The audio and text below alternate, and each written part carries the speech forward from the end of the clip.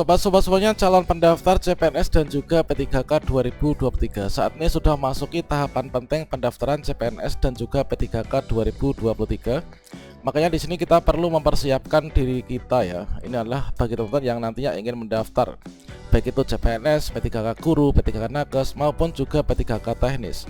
Yang mana adalah merupakan untuk alurnya mulai dari alur yang saat ini akan segera berlangsung, sehingga nanti muncul untuk tahapan-tahapan kegiatan seleksi CPNS dan juga P3K 2023. Kira-kira bagaimanakah informasinya? Silahkan simak video ini sampai selesai. Namun sebelum kita lanjutkan, perlu saya ingatkan, bagi teman-teman yang mungkin baru saja menemukan channel ini, silakan klik tombol subscribe-nya dan aktifkan notifikasi loncengnya, sehingga nanti jika ada update video terbaru, kalian tidak akan ketinggalan informasi.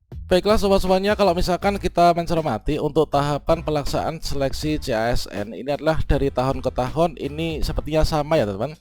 Dikarenakan untuk dasar hukum pelaksanaannya ini juga menggunakan aturan yang sama. Seperti yang kita ketahui bahwasanya untuk tahapan seleksi CASN baik itu CPNS maupun juga P3K itu dimulai dari tahap perencanaan, kemudian tahap pengumuman lowongan, selanjutnya adalah tahap pelamaran atau pendaftaran, kemudian tahapan seleksi, kemudian pengumuman hasil seleksi dan juga pengangkatan menjadi P3K. Dan saat ini kita memasuki tahapan di bagian perencanaan menjelang nanti dilaksanakan untuk pengumuman lowongan ataupun juga nanti segera dilakukan pendaftaran. Seperti yang kita ketahui bahwasanya di sini akan segera rilis ya nanti untuk penetapan SK dari Kemenpan RB berisi tentang SK penetapan jumlah kebutuhan atau formasi yang akan segera dibagikan kepada masing-masing instansi, yang mana di sini direncanakan kalau misalkan kita mengacu pada surat undangan dari Kemenpan RB tertanggal 26 Juli 2023 yang berisi tentang undangan rapat koordinasi persiapan pengadaan ASN. Nanti untuk SK Pan RB ini akan dibagikan pada hari Kamis tanggal 3 Agustus tahun 2023. Nah, di sini nanti di poin kedua yaitu penyerahan SK Pan RB tentang penetapan kebutuhan pegawai ASN di lingkungan instansi pemerintah tahun anggaran 2023. Tentu nanti setelah dari penetapan SK Pan RB ini sudah finish dan siap dibagikan tanggal 3 Agustus, nanti akan dibagikan kepada masing-masing instansi ya, baik itu pemerintah pusat maupun juga pemerintah daerah. Yang mana kalau misalkan di pemerintah daerah tentunya nanti dari mereka yang dulunya mengajukan usul melalui informasi, baik itu daerah kabupaten, kemudian kota maupun juga provinsi. Berikutnya dari SK Pan RB nanti akan dijadikan sebagai rujukan untuk nanti pembukaan di bagian pengumuman lowongan. Jadi nanti di sini adalah pengumuman lowongan yang mengumumkan ini adalah dari masing-masing instansi ya, baik itu instansi pusat maupun juga instansi daerah.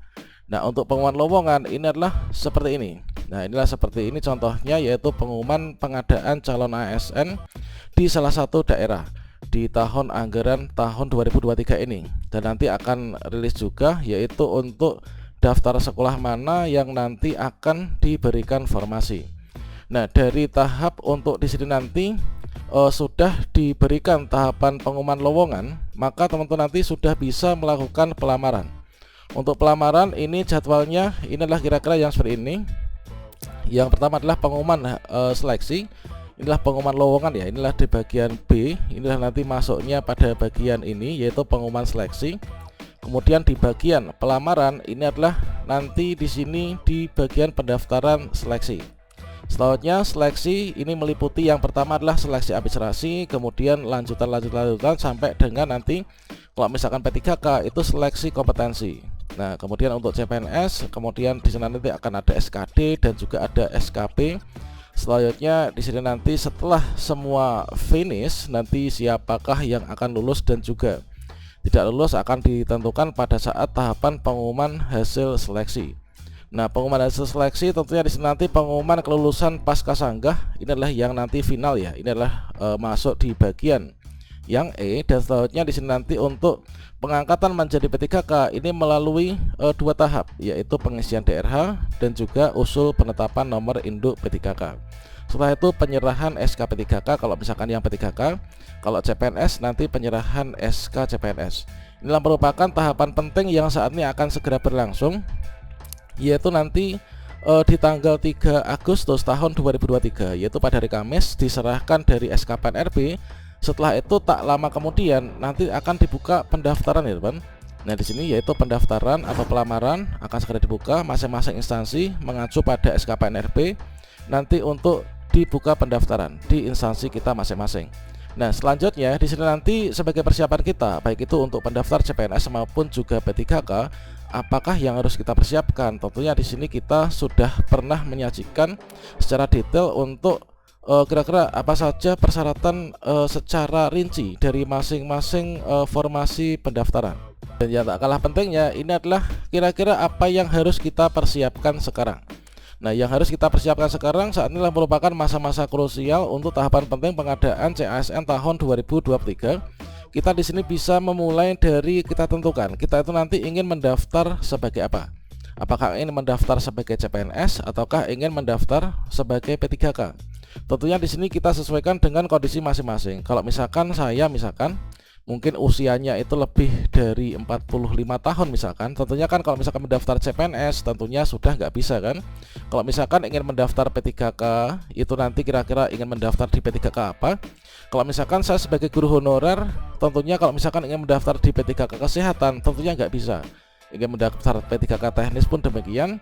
Tentunya kalau misalkan seorang guru honorer tentunya nanti adalah mendaftarnya sebagai seorang guru ya, melalui jalur P3K guru. Seperti yang kita ketahui bahwasanya untuk di pendaftaran seleksi CASN tahun 2023 di sini nanti akan dibuka untuk yang pertama. Nah, bagi teman-teman yang mungkin ingin mendaftar nantinya ini sebagai CPNS ya, tentunya kita mempersiapkan diri kita untuk syarat pendaftaran CPNS 2023. Dan tentunya untuk persyaratannya ini nggak jauh berbeda dengan persyaratan di tahun-tahun sebelumnya. Ada batasan usia, kemudian juga ada ketentuan untuk linearitas ijazah dari ijazah yang kita miliki dengan formasi yang dibuka. Nah, di sana akan ada linearitas ijazah yang dipersyaratkan, nanti kita sesuaikan. Namun di sini nanti untuk pendaftaran CPNS itu hanya dibuka di instansi pusat ya teman, yaitu contohnya ada kehakiman, kemudian juga ada dosen, kejaksaan dan lain sebagainya. Nah, tentunya di sini juga ada syarat-syarat tertentu ini kita penuhi dari sekarang. Nah, di sini teman. Nah, selanjutnya kalau misalkan kita ini ingin mendaftar sebagai P3K, ini kita itu ingin mendaftar menjadi P3K apa?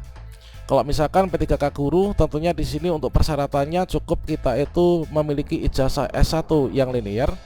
Nah, tentunya setelah itu juga untuk P3K guru nanti syarat utama untuk pendaftaran selain kita memiliki ijazah harus sarjana ya, S1 ataupun juga D4, maka di sini ada dua opsi, yaitu terdaftar di Dapodik ataupun juga kita lulusan PPG Prajabatan teman. Nah, kalau misalkan di sini kita terdaftar Dapodik, ini nanti kita terdaftar Dapodiknya udah berapa tahun. Nah, dikarenakan untuk P3K guru nanti akan ada pengkategorian untuk prioritas ya, ada P1, P2, P3, kemudian juga ada pelamar umum.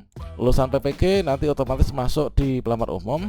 Nah, inilah untuk syarat pendaftaran P3K guru secara umum ini adalah seperti ini.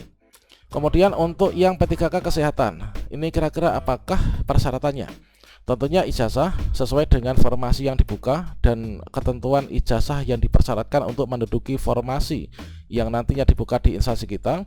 Kemudian ini yang penting, yaitu terdaftar di SISDMK. Tentunya untuk teman-teman nakes ini sudah sangat familiar ya dengan SISDMK, dan kita pastikan kita sudah terdaftar di sana teman-teman.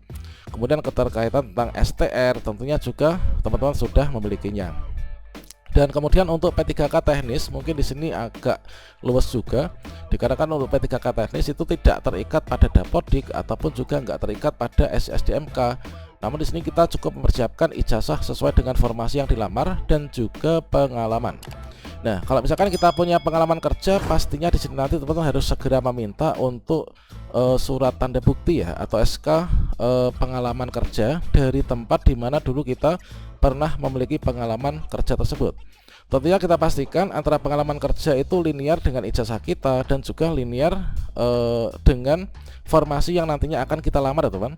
Kemudian juga untuk sertifikat keahlian ini nanti sepertinya akan opsional. Dan selanjutnya untuk yang terakhir, kalau misalkan kita ini tidak termasuk dalam kategori nomor 1, 2, 3, 4 ini, kira-kira bagaimana? Misalkan tendik, administrasi, TU, pramuka kebersihan, penjaga, kemudian guru yang ijazahnya enggak S1. Nah, di sini untuk teman-teman yang masuk dalam kategori yang di bawah ini, tentunya kita menunggu regulasi terbaru, dikarenakan untuk tahun ini sepertinya masih fokus pada P3K Guru dan juga teknis, dan teknis pun nanti akan ada persyaratan ijazahnya. Jadi kita pantau perkembangannya ya untuk teman-teman tendik dan juga penjaga sekolah.